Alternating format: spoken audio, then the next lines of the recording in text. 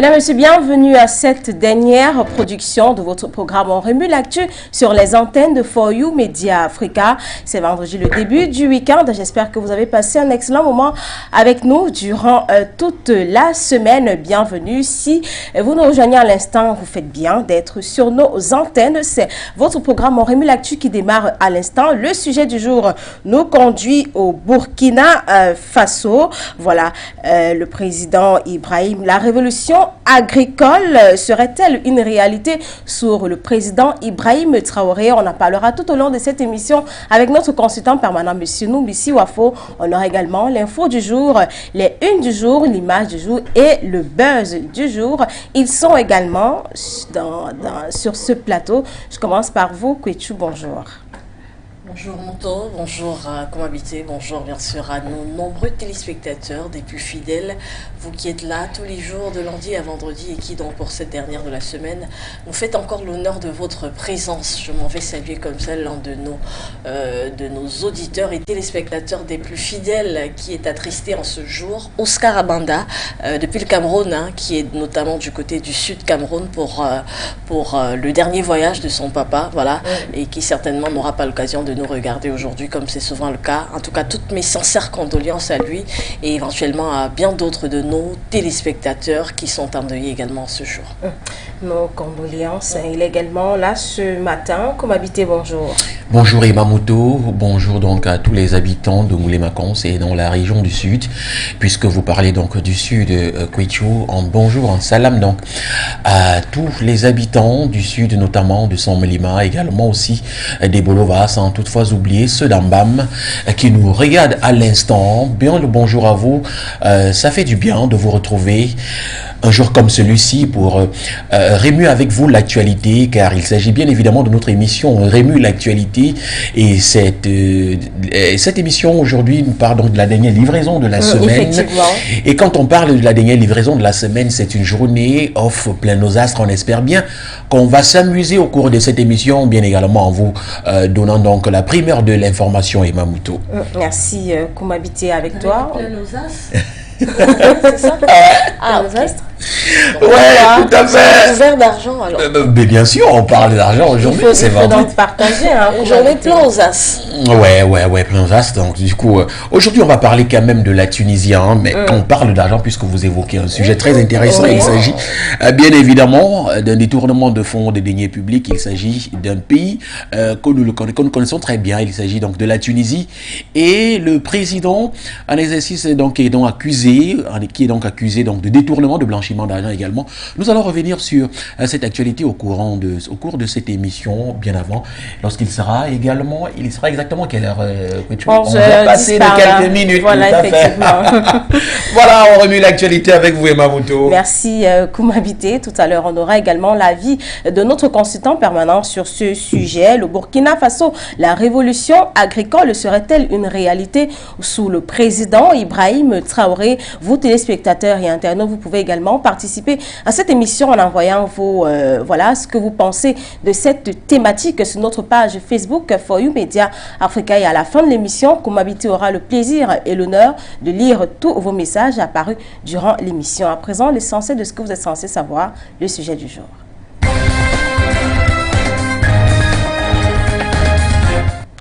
Le sujet du jour, je vous l'ai dit, nous conduit au Burkina Faso. La révolution agricole serait-elle une réalité sur le président Ibrahim Traoré? Eh bien, la nouvelle équipe du mouvement patriotique pour la sauvegarde, le mouvement patriotique pour la sauvegarde et la restauration rejoint le groupe du président Démy pour en faire la priorité des priorités du moment, vu que le pays traverse une catastrophe humanitaire avec plus de 2 millions de personnes déplacées internes. Mais le chef de l'État, Ibrahim Traoré, en plus de cette préoccupation, veut faire aussi la question du développement, plus précisément de la révolution, son cheval de bataille. Nous avons écrit plusieurs documents pour que l'armée participe au développement de cette nation. Il faut révolutionner notre production, il faut révolutionner notre agriculture. On conquiert les terres, on les installe et on les aide à produire et pour qu'on ne soit pas dépendant de l'extérieur. Nous avons des terres bien fertiles, nous pouvons produire, donc c'est tout notre combat comme ça, a déclaré le capitaine Ibrahim Traoré sur les ondes de la radio Omega, c'est au Burkina Faso. Lorsque nous rentrons dans la brousse et que nous voyons des Burkinabés comme dans les images qu'on voit en Somalie, la peau sur les os, ça fait pleurer. On n'arrive pas à supporter ça, on demande à ce qu'on change de contexte et que ça ne change jamais. Ça nous pose énormément de problèmes, avait soutenu celui, lors des assises nationales, ont confirmé le président Ibrahim Traoré, c'était le 14 octobre dernier, comme pour donner un cachet indélébile, à ces déclarations. Son aide de la révolution agricole, le président du Faso, lors de la tenue de son tout premier conseil des ministres tenu mercredi 9 novembre 2022, a validé un rapport relatif à l'adoption d'un plan opérationnel d'appui à la campagne agricole de saison sèche. Et le coût prévisionnel est de 10 milliards 624 millions 603 325 000, précise la note du Conseil des ministres. Ce plan permettra entre autres la sécurisation de barrages, la mise en valeur agricole de grands périmètres irrigués de plus de 100 hectares, la mise en valeur agricole de petits et moyens périmètres irrigués de moins de 100 hectares, ainsi que la réalisation et la mise en valeur de périmètres irrigués autour de forages à gros débit sur 250 sites déjà aménagés et 100 nouvelles fermes agricoles.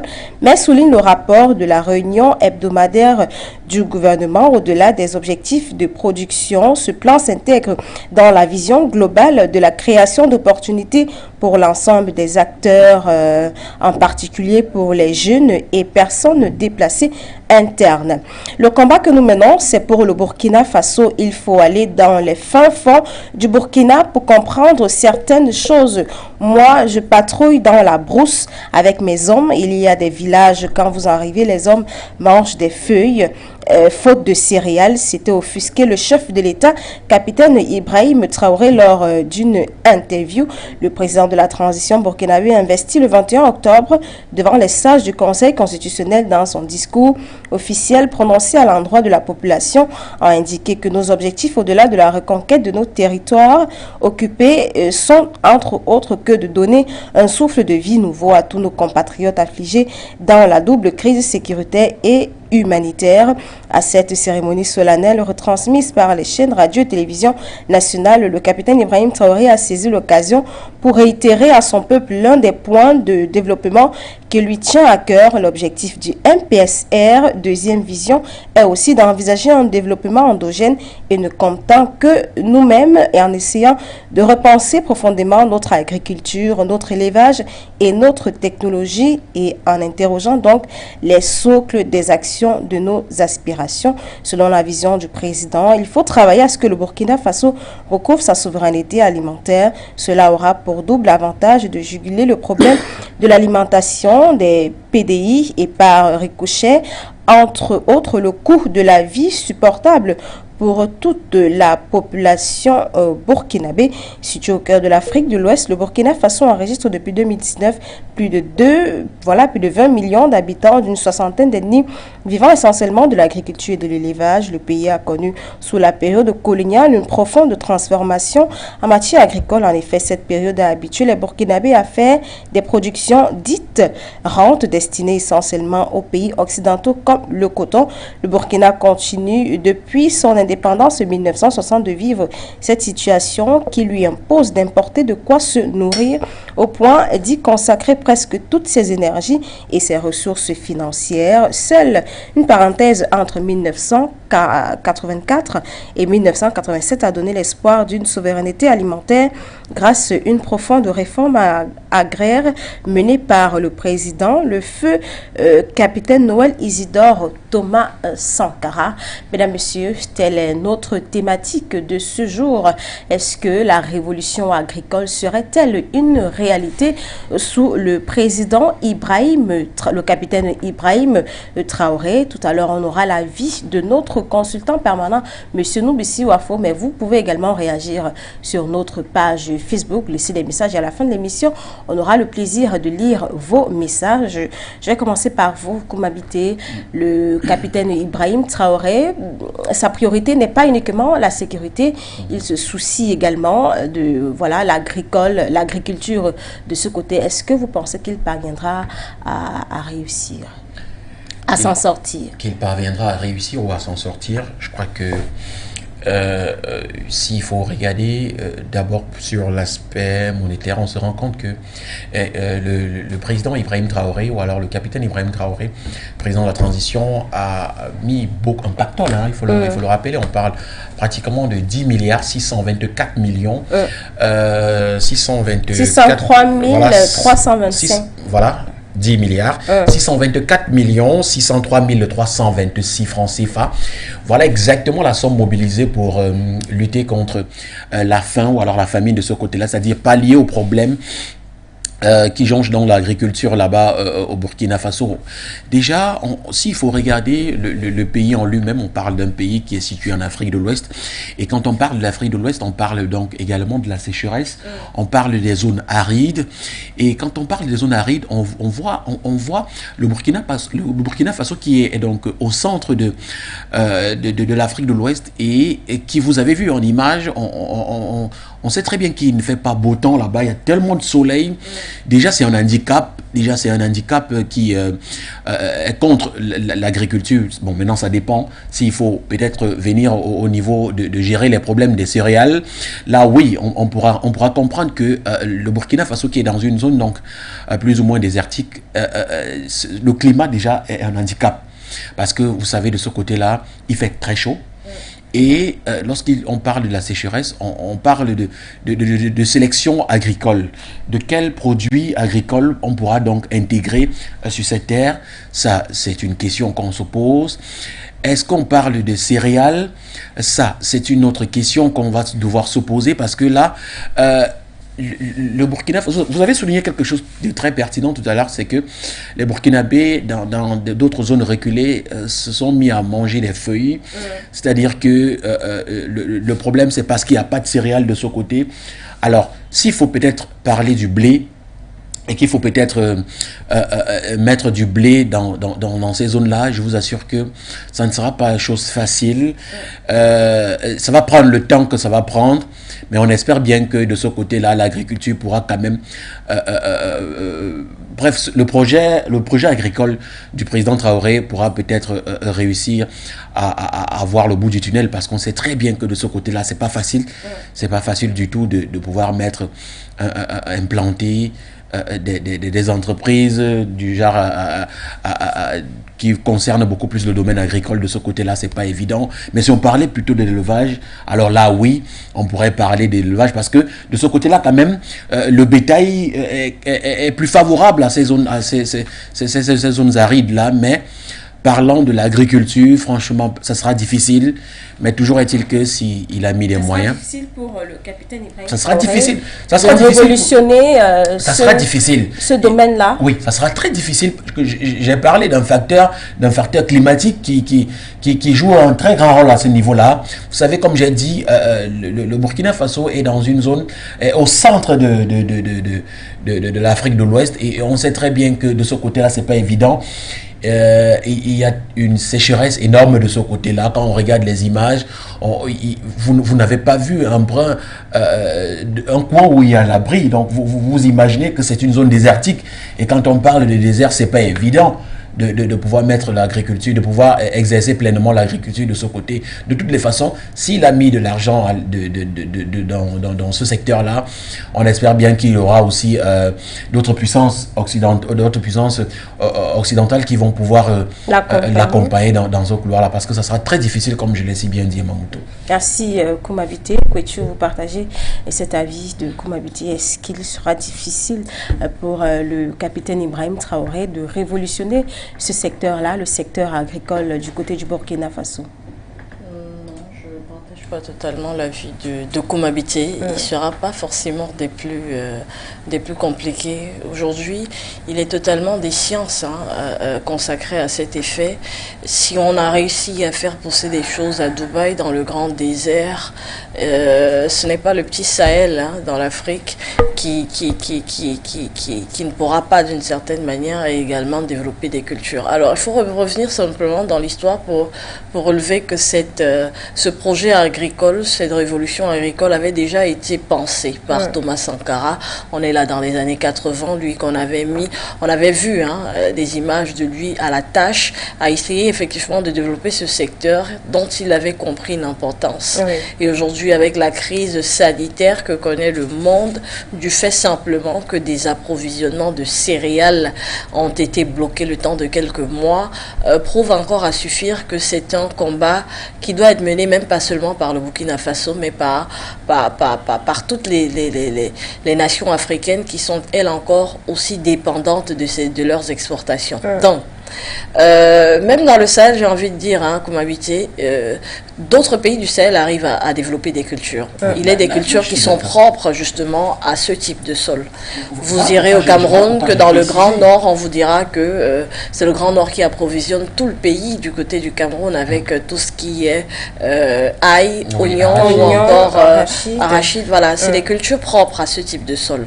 Donc, le coton, par exemple, le Burkina Faso d'ailleurs, qui était en fleurant justement dans la production de coton et qui finalement a laissé tomber tout un pan aussi important de l'économie à se consacrer finalement à l'exportation parce que ne voulant pas consacrer autant d'argent à cet effet. Donc aujourd'hui, Ibrahima Traoré remet la question sur la table et comprend que on ne peut pas avoir un pays qui peut bénéficier de son sol et développer les cultures qui sont encore favorables à ce sol-là pour dépendre des exportations. Oui. Donc, c'est salutaire. Ça demandera forcément qu'il y ait des moyens qui soient mis sur la table. Mais puisqu'il est... Parce que là, il faut le rappeler. Alors, pourquoi j'insiste sur moi? Pourquoi j'ai insisté pas tant colossaux que ça, quand on sait que...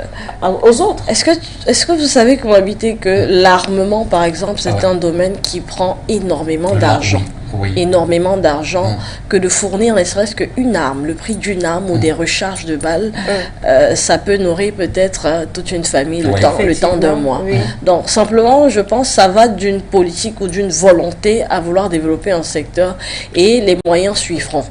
Quant à aller s'endetter, je ne sais pas, vers ces grandes organisations internationales, parfois pour développer des secteurs qui ne sont pas productifs, pourquoi ne pas justement s'endetter pour quelque chose qui sera rentable et qui sera bénéfique aujourd'hui à l'endroit des Burkinabés. Il y a deux questions aujourd'hui qui sont des plus importantes, je crois que c'est même fondamental. La question de la survie.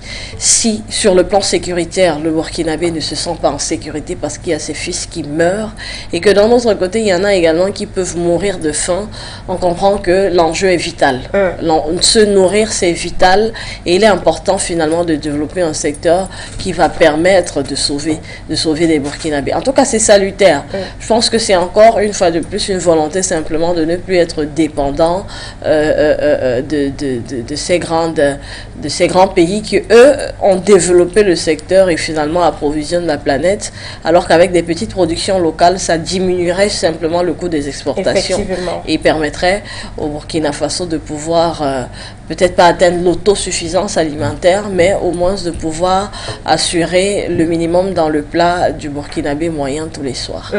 Merci Kouichou. On va sans tarder prendre l'info du jour avec vous, Koumabité, tout de suite. Voilà, et Mamouto, l'info du jour de ce matin, de ce vendredi, nous conduit en Tunisie où le président Ennahda, voilà, jugé donc pour blanchiment d'argent.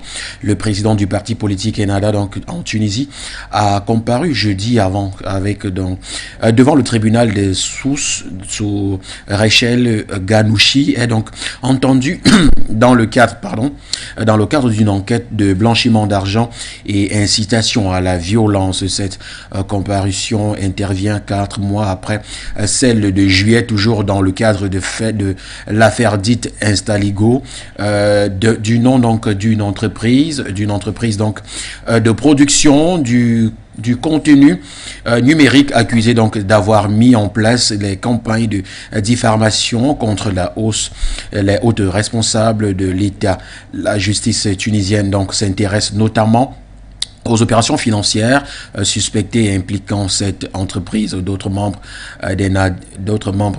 des NADA y seraient donc liés. Je suis venu ici par respect pour la justice et parce que je sais que les dossiers sont vides et ne contiennent pas de preuves de crimes pour atteinte à la sûreté de l'État, incitation à la violence, au chaos et de blanchiment d'argent. Cela n'existe pas dans la réalité. Le régime vise donc à détourner le peuple des vrais problèmes auxquels il est confronté, a déclaré donc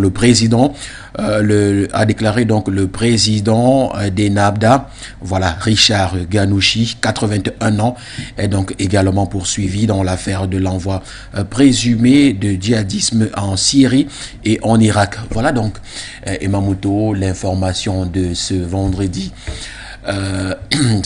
Donc qui clôture de la semaine. Voilà, qui clôture donc la semaine. Et en même temps, on parle donc des chiffres, on parle d'argent. Vous avez bien fait d'introduire l'émission avec une somme aussi colossale. On parle pratiquement de 10 milliards 624 millions et poussière. Aujourd'hui, on parle donc de ce détournement et c'est un blanchiment d'argent du côté de la Tunisie. Un président qui ne se réclame, qui se dit sorti indemne de ces accusations. Il a déclaré qu'il est venu par respect pour la justice tunisienne. Est-ce que vous pensez qu'aujourd'hui on peut décider d'accuser une personne, un homme politique aussi valable qu'il soit, de détournement ou alors de blanchiment d'argent, étant donné qu'il n'y a pas d'effet palpable? Non, s'il n'y a pas d'effet palpable, non, mais s'il y a des faits palpables, pourquoi pas? Parce que c'est un homme politique, il ne doit pas être jugé, c'est ça? Non, s'il y a des preuves qui prouvent qu'effectivement il y a eu blanchiment d'argent ou alors détournement, il mérite bien cette sentence-là. Mais en réalité, ce qui m'a un peu offusqué, c'est quand lui-même il a pris le courage de dire qu'il n'y a pas de preuves contre lui. Donc, est-ce que ça a été vérifié? D'après ce qu'il a dit, ça sont ses propos en fait. Il n'y a pas de preuves, il n'y a rien contre lui. Pour lui, il pense simplement que la justice tunisienne est en train de taper à côté, ou alors ceux qui l'accusent sont simplement en train de prêcher dans le désert, parce qu'en réalité, pour lui, il se dit qu'il sera indemne et que les Tunisiens devraient plutôt se pencher vers d'autres actualités, c'est-à-dire vers d'autres faits, c'est-à-dire on ne devrait pas détourner le Tunisien sur un cas comme celui-là, étant donné qu'il y a beaucoup d'autres problèmes à résoudre, tels que les problèmes politiques. Oui, mais ça fait également partie de l'économie. Il s'agit de l'économie du pays. Le blanchiment d'argent, le détournement de fonds. De toutes les façons, la justice tunisienne va nous, au sortir donc de ce verdict, on aura donc d'ample information pour pouvoir édifier donc nos chers téléspectateurs qui ont pour habitude de nous regarder, Emamoto. Merci Koumabité, merci pour cette dernière de la semaine. C'était l'info du jour. À présent, on va s'intéresser au flash d'information en langue anglaise et c'est avec Die Fotso. Tout de suite, le flash d'information.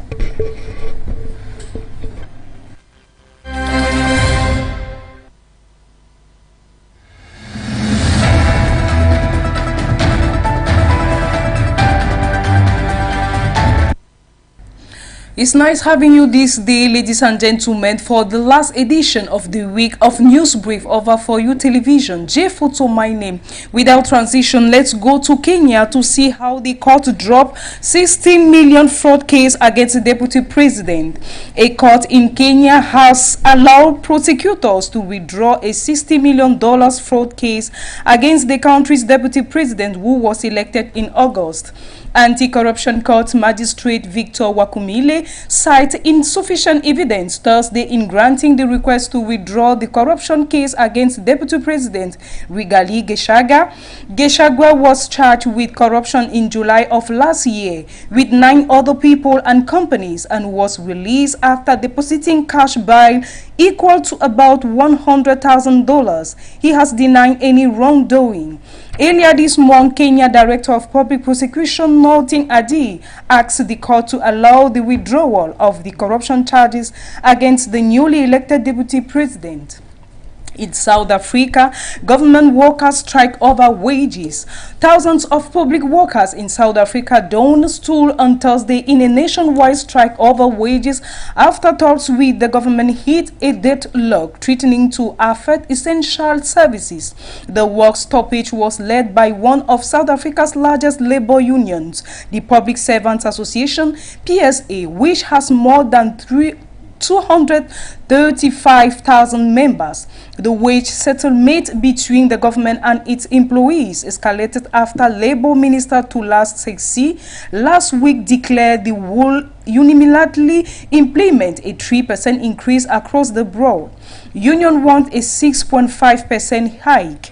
Union members, including nurses, immigrant workers, and some police officers, picked outside the Treasury office in Pretoria, waving black placards reading "Public servants are bleeding." To talk about COP27, it is in Egypt this year. More than 600 delegates affiliated with the fossil fuel industry are attending this year's climate talks in Egypt. Campaign group Global Witness has found a number greater than the combined delegations from the 10 most climate-impacted countries. The attendance at COP27 marks a 25% increase from last year's summit in Glasgow, Scotland, where the fossil fuel industry already counted more delegates than any single nation. Finally, we go to France to talk about that issues of suspend migrant deal with Italy over boat row. France has suspended a plan to take in 3,500 refugees currently in Italy after Rome refused to let a migrant rescue ship disembark on its shores.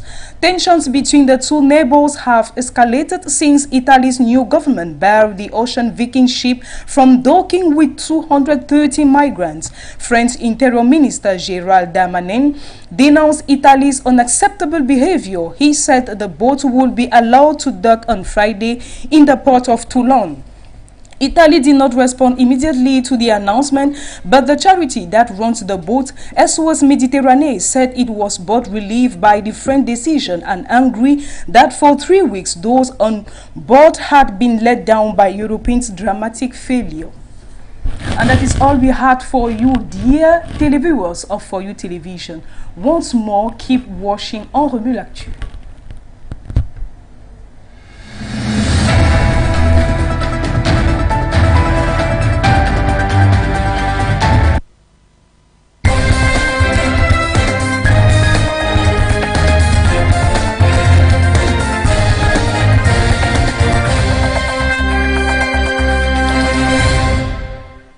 Thank you, Jeff Otso, pour ce flash d'informations en langue anglaise. Madame, Monsieur, si vous nous rejoignez à l'instant, vous êtes sur les antennes de For You Média Africa. Nous sommes également en simultané sur la radio 96.3 FM. Le sujet du jour, je vous l'ai dit, nous conduit au Burkina Faso. La révolution agricole serait-elle une réalité sous le président Ibrahim, voilà le capitaine Ibrahim Traoré, président du Burkina Faso. Vous pouvez participer à l'émission en laissant vos messages sur notre page Facebook For You Média Africa. Et à la fin de l'émission, comme tous les jours, Koumabité aura le plaisir de lire vos messages apparus durant toute l'émission. Est-ce qu'on a M. Noubissi Wafo en ligne?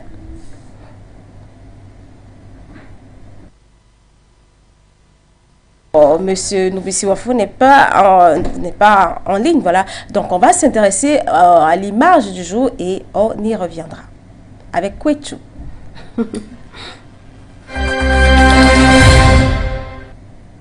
L'image du jour, c'est avec Kwechu.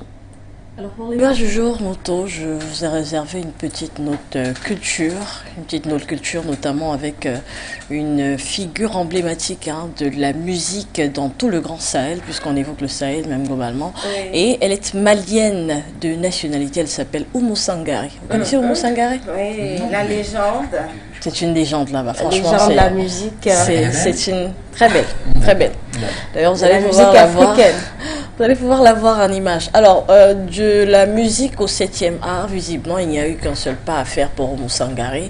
Et aujourd'hui, dans l'image du jour, c'est cette image à l'affiche du film Hawa de Oumou Sangaré, donc, qui partage l'affiche de ce film Hawa, en compagnie notamment de d'autres grandes figures du 7e art et même encore de l'astronomie, j'ai envie de dire. Alors, vous remarquerez peut-être les images avançant, Oumou Sangaré qui partage l'affiche avec également une autre voix de la musique, Iseult, vous connaissez la chanteuse Iseult, ou encore l'astronaute français Thomas Pesquet. Encore, c'est assez étonnant quand même, je vous le concède. Alors, simplement, c'est à la faveur de ce film, le premier du genre d'ailleurs pour Oumou Sangaré, qui se retrouve à l'affiche de ce film qui est signé Maïmouna Doucouré, qui dévoile là donc son second long métrage après le succès qu'aura connu notamment Mignonne du côté de la France et partout ailleurs. Le film a été présenté donc à Toronto en septembre dernier et sortira en exclusivité le 9 septembre prochain.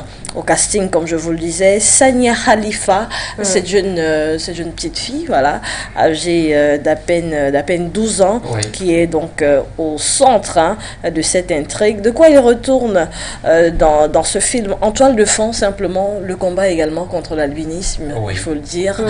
Dans beaucoup de pays africains encore, c'est une tranche de la population qui est encore très stigmatisée, et il s'agit globalement un sujet tabou.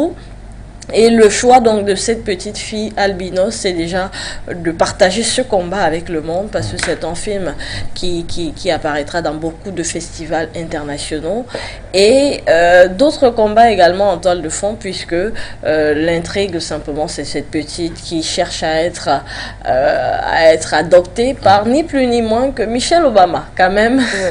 C'est globalement, ça tourne également autour de l'empowerment, de la place également des femmes à croire leurs rêves, à vouloir également essayer de porter très haut, de croire fortement à ce qu'on a comme projection, parce que elle également en tant qu'artiste est partie de son petit village et est devenue aujourd'hui la star planétaire qui partage les scènes de musique avec les plus grandes stars de la musique internationale, de Beyoncé, Alicia Keys, en passant par toutes les stars planétaires des Grammy Awards. Elle en a.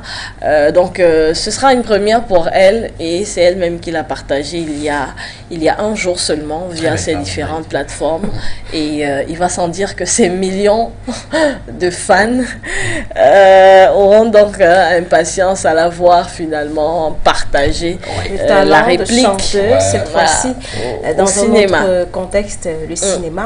On verra bien. J'ai hâte de découvrir cette légende de la musique africaine. Oui, elle est là au cinéma. De la voir, elle est très belle. Très belle femme africaine, il faut le souligner. En fait, moi, je m'adresse à c'est une ambassadrice. Je m'adresse à de la beauté africaine. La petite albinos. La petite. Très belle femme. Oui, à en venir. Même aussi pour. Oui, elle est. Oumou Sangaré. Elle est très belle. Voilà, finalement, c'est une volonté également. Le film sera disponible le 9 décembre. Le 9 décembre. Vous voyez une photo comme celle-ci. Ça marque en réalité la culture africaine. Regardez un peu les images quand vous voyez. C'est une ambassadrice Oumou Sangaré, toujours vêtue de ces belles parures africaines. De toutes les façons, c'est l'Afrique qui gagne, et ici en Afrique, on a toujours les belles. Jamais on l'a vu avec un jeans ou une chemise. Jamais. Avec Oumou Sangaré, c'est une légende. Je vais lui offrir alors du jean. Voilà, c'est possible. Vous aimeriez bien la voir en jean. Bonjour à tous les Maliens également qui nous écoutent, et à tout le Grand Sahel. Vraiment, elle est une légende. D'ailleurs, difficile pour certains de connaître sa nationalité, tant on lui prête la nationalité nigérienne, parce que elle a la même popularité au Niger, au Burkina Faso, au Mali, au Côte d'Ivoire, que dans son qu'au Mali même. Voilà. En tout cas, c'était un clin d'œil à Oumou Sangaré et à tous les Maliens, à tous ceux qui nous regardent depuis Bamako. Ils sont des milliards, parce qu'il faut le dire, ils sont tous les jours scotchés à cette émission pour regarder, pour suivre de bout en bout cette actualité. Voilà, merci, merci Kwechu. J'ai hâte de découvrir la légende de la musique africaine sur un autre seuil de cinéma, Hugo Sangaré. Donc ce sera le 9 décembre. Le 9 décembre, c'est prévu pour sortir en Prime Video. Voilà. Donc, pour tous les téléchargements, ce sera possible. Merci, Kwechu. Et en salle aussi. Est-ce qu'on a finalement M. Nombisi Wafo en ligne? Je crois que non. On n'a pas M. Nombisi Wafo. On va s'intéresser au buzz tout de suite.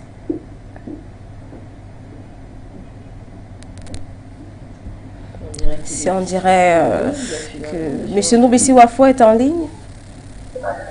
Oui, je suis bien à votre écoute. des entrées fracassantes de M. Nombisi Wafo. Bonjour M. Nombisi Wafo.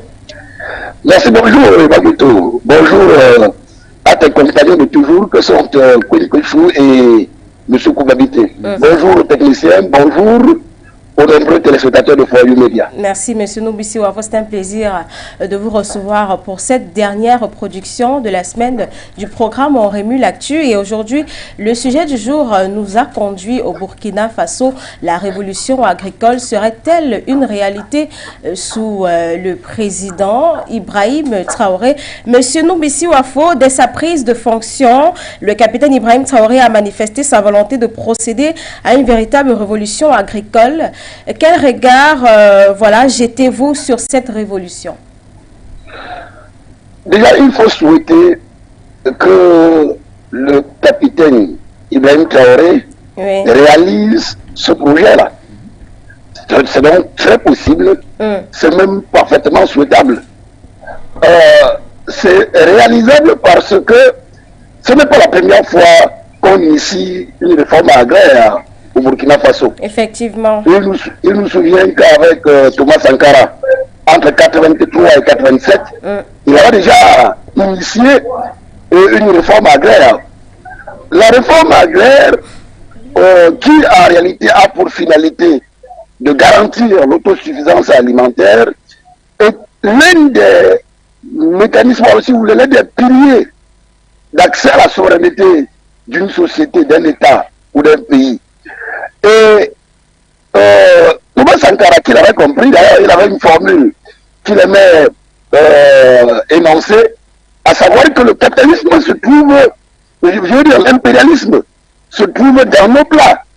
C'est-à-dire que vous ne pouvez pas estimer que vous êtes souverain quand c'est quelqu'un d'autre qui vous donne à manger, quand c'est quelqu'un d'autre qui détermine la quantité et la qualité de ce que vous devez manger. Donc, Ibrahim Traoré qui est arrivé là, c'est quand même rendu compte. Vous savez, le Burkina, c'est un pays du Sahel. Donc, le Burkina n'est peut-être pas aussi gâté en termes de fertilité, de terres fertiles, comme notre pays, le Cameroun. Et donc, une réforme agraire, ou alors mettre en place une suffisance alimentaire à partir de l'agriculture, n'est pas une mince affaire. C'est pour ça que le capitaine Ibrahim Traoré, qui a quand même constaté que sa population souffre des problèmes de faim, a également pensé qu'il va falloir résoudre ces problèmes-là. Parce que voyez-vous, vous ne pouvez pas penser au développement d'un pays sans penser à des populations en bonne santé et bien instruites. Donc il n'y a pas de développement possible avec des personnes qui souffrent, avec des personnes qui ne mangent pas. Donc ça, c'est une condition du développement. Et Ibrahim Traoré est arrivé avec deux objectifs. Assurer l'intégrité territoriale du Burkina Faso en boutant hors tous ceux qui installent l'insécurité dans ce pays, notamment les djihadistes, mais surtout mettre son pays sur les rails du développement au moment où il passera le témoin pour un retour de la gestion du pays aux mains des civils. Nous disons que c'est très important qu'il y ait une souveraineté alimentaire pour le Burkina comme pour n'importe quel pays au monde. Parce que voyez-vous, la nourriture ou les aliments peuvent être considérés comme le premier remède, le premier médicament de l'être humain. Et donc, mal exploité, ou alors si la gestion de ce problème est mal exploitée, alors la nourriture ou les aliments peuvent devenir le premier poison. Mais vous ne pouvez avoir la certitude que votre nourriture est votre remède que quand c'est vous qui la produisez, cette nourriture-là. Quand c'est vous qui, à partir de la production, veillez à des problèmes de qualité et à des problèmes, j'ai presque envie de dire, de bonne facture de ces aliments-là. Or, il se trouve que bien que nous ayons de vastes espaces en Afrique, que bien que nous ayons des terres très fertiles en Afrique, que bien que nous ayons une population essentiellement jeune, donc dynamique et donc potentiellement très productive, il se trouve malheureusement que nous assurions l'essentiel de ce que nous consommons dans l'importation. On se demande qu'est-ce qui nous empêche, nous, de produire du riz, par exemple, qui est très consommé sur le continent et dans nos pays, en l'occurrence. Qu'est-ce qui nous empêche de produire le blé, qui est très consommé dans l'eau? Qu'est-ce qui nous oblige à cultiver le coton, le cacao, le café, qui ne sont pas aussi, je dis pas que ce n'est pas bon à cultiver, mais ce n'est pas à l'échelle des priorités sur le plan alimentaire, ça ne peut pas être considéré comme une priorité. Mais curieusement, alors que nous pouvons nourrir à partir de l'agriculture sur des produits à cycle court, comme le riz, comme le blé, comme le maïs, eh bien, nous avons la maladresse de toujours importer. Et évidemment, quand vous importez, celui qui vous vend, cela vous tient. Celui qui vous vend contrôle la qualité et donc tient votre santé également. Je voudrais dire que on est même souvent arrivé chez nous à des paradoxes. C'est-à-dire que on fait venir des gens qui produisent des biens de consommation courante, notamment sur le plan alimentaire, mais qui les exportent pour que les mêmes biens soient importés quelque temps plus tard. Et du coup, on se rend compte que nous avons mal. Nous avons mal en Afrique, et c'est le cas au Burkina. Nous avons mal à nos politiques de production alimentaire. Nous avons mal à des politiques qui nous garantissent l'autosuffisance alimentaire. Et si Ibrahim Traoré veut, à la suite de Sankara, procéder à une réforme agraire qui garantisse pas seulement l'autosuffisance alimentaire à ces populations, mais également la sécurité alimentaire, nous pouvons que dire tant mieux. Nous pouvons que dire tant mieux, surtout qu'il est déjà en train de mobiliser des moyens à cet effet. On parle des chiffres qui circulent. Il est déjà en train de mobiliser des terres à cet effet. On parle des centaines d'hectares qui sont déjà répertoriés. Et nous disons que c'est une très bonne chose que cela soit fait ainsi. Nous pensons que nos pays, au-delà de garantir l'autosuffisance alimentaire, peuvent produire suffisamment pour exporter, et davantage nous attirer des devises qui nous poussent vers la prospérité qui nous fait cruellement défaut. Au regard de la situation du Burkina Faso, pensez-vous que la révolution agricole peut être d'un apport considérable? Mais c'est exactement ce que je dis. C'est exactement ce que je dis, parce que vous ne pouvez pas prétendre travailler pour le bien-être d'une population qui est affamée. Et vous savez, ventre affamé n'a pas d'oreille. Ça veut dire que ce qui garantit la survie, ou si vous voulez, le passage à l'existence d'un individu d'un jour à l'autre, c'est que cette personne la mange. Donc, si vous êtes soucieux de vos populations et de la survie de ces populations-là, vous devez vous assurer que ces populations mangent. Ce sont des questions basiques dans la gestion des sociétés et dans la gestion des États. Donc, que l'on commence à revenir à ces questions basiques-là, cela est symptomatique de ce que les dirigeants africains commencent à prendre la pleine mesure de leurs responsabilités. Oui. Et nous ne pouvons que dire tant mieux. Nous ne pouvons que dire tant mieux. Si cela vient d'un pays comme le Burkina, nous serons davantage satisfaits que cela fasse tache d'huile et que cela se répande sur le reste du continent afin que l'Afrique sorte de sa situation de riche potentiel pour devenir un continent véritablement et effectivement riche. Merci, Monsieur Numbisi Wafo. Merci à vous, en studio.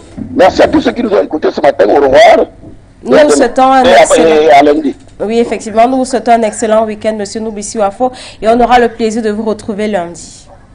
C'est moi qui vous remercie. Merci. Comme habité, quelque chose, vous avez retenu quelque chose sur ce que M. Numbisi Wafo vient de dire? Tout à fait, et Mamuto, vous savez, il a dit quelque chose de pertinent tout à l'heure lorsqu'il parlait de la difficulté au niveau climatique, parce que là, c'est ce que je soulignais tout à l'heure, que ça sera certes vrai, il a le courage, il a la volonté de le faire, mais ça ne sera pas évident du tout, parce que vous savez déjà que le Burkina Faso, c'est un pays qui est en train de repartir à zéro. Oui. Et dans le domaine agricole, oui, il est vrai que Thomas Sankara a essayé, a voulu, ou alors a émis cette idée, cette hypothèse dans les années 1982, 84, 85, voire 90. Et on s'est rendu simplement compte que ça n'a pas été totalement le cas, parce que vous voyez, c'est pas évident de ce côté-là. C'est pas évident. Il va falloir beaucoup, il va falloir s'y mettre, il va falloir vraiment s'y attacher convenablement et espérer que ce soit un projet qui sera peut-être réalisé peut-être dans 2, 3 ans, 4 ans même, voire 5 ans même, il faut le dire, mais dire que c'est un problème qui va être réalisé là tout de suite, il faut le dire ouvertement, non, ça sera pas possible maintenant. Ça ne sera pas parce que, vous savez, quand on monte un projet, on regarde sur la longévité du projet et on se regarde et on se dit les vérités. Le Burkina Faso, comme j'ai dit tantôt, est en train de se refaire à zéro. Oui, il est certes vrai que le président Traoré a cette envie-là de voir son pays partir de nulle part et arriver à bon port comme les autres pays, comme aujourd'hui le Mali est en train d'embrayer le pas, la Côte d'Ivoire également. Vous voyez, donc c'est un long processus de toutes les façons qui sera peut-être très long, mais qui va peut-être porter ses fruits plus tard. Merci. Mais si c'est pour dire qu'aujourd'hui, ça ne sera pas le cas. Peux-tu penser que le capitaine Ibrahim Traoré pourra réaliser tous ces projets avant la fin de la transition? Je pense qu'il est possible quand même de faire un pas en avant.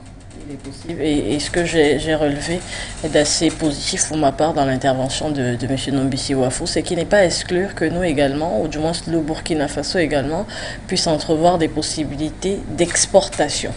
Si effectivement des cultures de coton ou je sais pas, du céréal finissent par, du moins s'il y aura une culture qui est plutôt florissante dans ce sol sahélien, pourquoi ne pas entrevoir également la voie de l'exportation qui permettrait encore de faire émerger l'économie burkinabé. Donc on ne produit pas forcément, on est à l'heure quand même de la mondialisation et aujourd'hui on parle d'une plateforme commerciale mondiale, ce qui fait qu'on ne doit pas toujours être à ce rendez-vous du donner et du recevoir, rien que pour recevoir.